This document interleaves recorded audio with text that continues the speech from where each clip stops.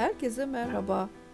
Bu evde kal günlerinde seyahatlerimizden yol görüntülerimizle karşınızdayız. İyi seyirler. Abone olmayı ve zile basmayı sakın unutmayın.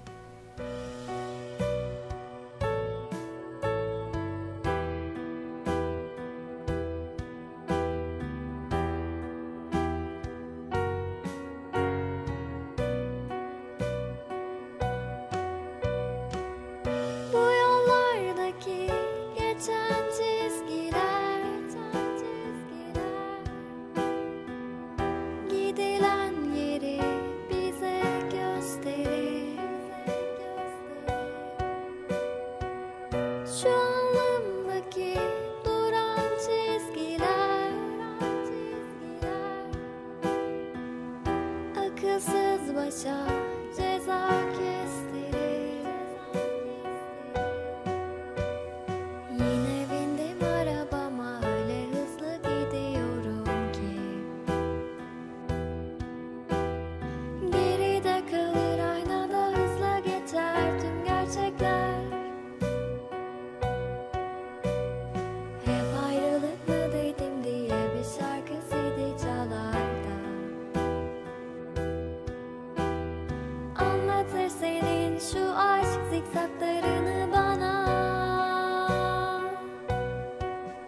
Yollar, yollar beklediğim,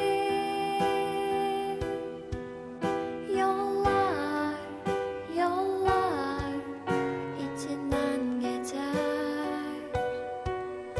Yollar, yollar terk ettiğim, yollar, yollar asfalt kadar.